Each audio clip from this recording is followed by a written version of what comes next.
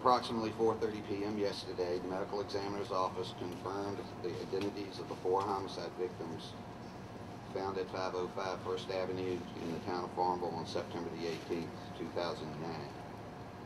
Victims have been identified as Deborah Sue Kelly, age 53, of Farmville; Mark Allen Niederbrock, age 50, of Farmville; Emma Niederbrock, age 16, of Farmville; and Melanie Grace Wells, age 18, of Inwood, West Virginia. Next of kin was notified yesterday immediately following the state medical examiner's notifications. Preliminary results of the autopsies indicate that the causes of death were blunt force trauma to the head. Additional homicide charges are anticipated against Richard Samuel Alden McCroskey III at some point in the future, after forensics evidence results have been received and the evidence has been reviewed. Hey everyone, and thanks for tuning into the Rotunda Show, Season 2, Episode 1. I'm Megan Kosick. And I'm Paul Eldert. What you just saw was Prince Edward County Commonwealth Attorney Jim Enos on Tuesday the 22nd.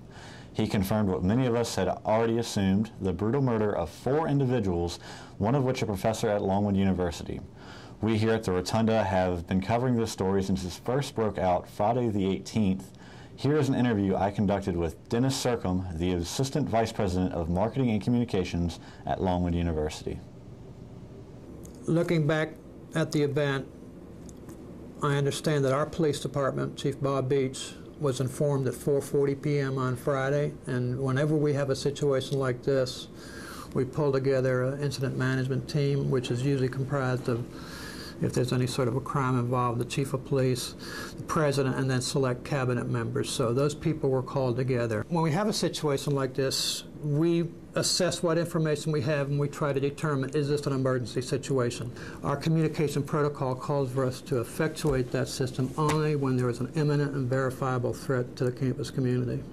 Again, going back to the timeline, the police told us Friday evening there is no imminent or verifiable threat to the campus community. Now, at that time, of course, they knew a lot more than we knew. Our emergency communication protocol adheres to national standards. We're involved in the National Institute for the NIMS process for emergency systems, and it has to be a threat that poses immediate danger to the campus community or to the faculty, staff, or students.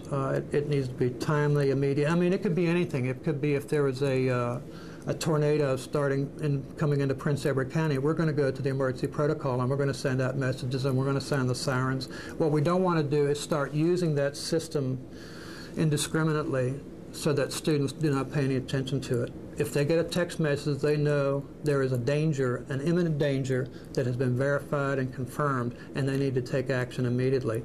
If you start using it for crimes in Farmville or for things that might happen, then it loses its effectiveness. Here is Rotunda reporter Nathan Epstein's interview via phone call with Troy Bell, the Director of Marketing and Air Service Development at the Richmond Airport, that Richard McCloskey III was discovered. So, go through what happened in the morning. Did you guys receive a call that someone was in the airport and that you got a description and then you found him, or how did that work? Well, there was, after I think the discovery of the crime scene in Farmville, there was a lot of communication being pushed out by the Farmville Police Department. Some of it landed here in Richmond about the general description of a suspect. And so from that we went on kind of an initial lookout on Friday. The way I'm told from our police officer, there was some communication and updates throughout the evening. Fast forwarding to Saturday, the briefing that our police department conducts with each new shift coming on, this was, I think, an item obviously high on the agenda, to be on the lookout for a person that provided a name and description of the party, and a flyer was created that was circulated among, of course, the officers, but also to the airline ticket counters.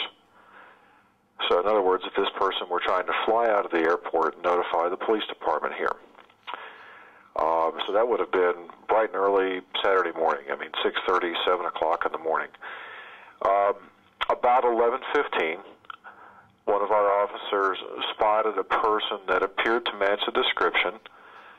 The person was seated in a chair in a public area of the airport, in the baggage claim area. He's by himself, and if not asleep, at least dozing off. This is about 11:15. The officer asked for backup, made radio contact with his supervisor, and about 11:25, the officers approached the individual, asked him his name, and the person answered truthfully, and also provided ID that he was, in fact, the person that we'd been looking for. So he cooperated with the authorities, so to speak? He was. Yes, he was. He was described as cooperative by our police department. And when you say, so there already was a photo ID of him put on this flyer. That's correct. In fact, it's the same image. I know that the Richmond Times-Dispatch, when the papers were delivered Saturday morning, had an article about the crime, and that there was, within the article that this was at least a person of interest, and it had the same photograph. So that ran in the Richmond Times-Dispatch, and it's the same photo I've noticed that we had on our flyer that the police distributed here at Richmond International. Did he say anything when the authorities detained him? He didn't say much, and I don't think we really, outside of confirming his identification, at that time, no. He seemed to just kind of nod. He wasn't terribly surprised. It seemed that he'd been approached by the police. So from that point, he was taken from baggage claim, into custody, and then from there into our police office, which is a short walk away.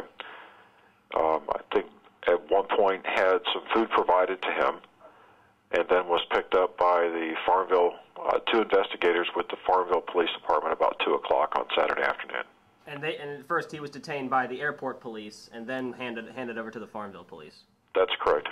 And again, that was Nathan Epstein reporting for The Rotunda Show. In response to the tragic events involving the Longwood sociology and criminal justice professor, Dr. Kelly, many students have felt the need to speak out about their beloved teacher, advisor, and friend. She really made me fall in love with criminal justice. When I came here, that was my major I had chosen, but I was unsure about it. But after taking classes with her, she was just, the classes were so interesting that I never would mind going to her classes. I always found them, really fun to go to. As a woman, I love her being a crim professor. So she just got me motivated to be better as a woman in the law enforcement.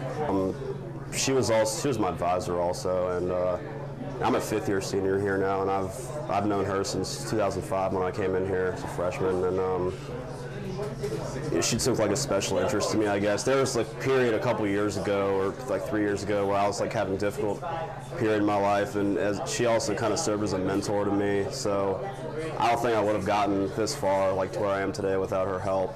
So this has had a huge impact on me, and I think the Longwood community and Farmville community too is a big loss. So. Dr. Kelly was my advisor at one point. She also helped me get my internship that I did this summer in town. But she was, an all-around good woman. She wanted to know what you were doing outside of class. You could walk past her office and she'd say hi to you, invite you in, ask you how you're doing, how's everything going. She was great. She could write you a recommendation if you needed a recommendation in a timely fashion. She was all about the student. She really put her heart out there. She was just a really great professor. She's going to be deeply missed by all of us here, and it's going to be a lot different now. It's going to take time to get used to, but she will definitely be missed. Rotunda Show reporter Nicole Dales contributed to that report.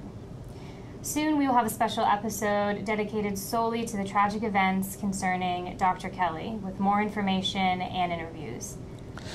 And we'd also like to give a special thanks to WTVR6, the CBS affiliate in Richmond, for sharing that footage with us. We also encourage everyone to check out part 2 of the special episode 1. We have coverage of Longwood University's Rock the Block and also Greenwood Library's Game Night.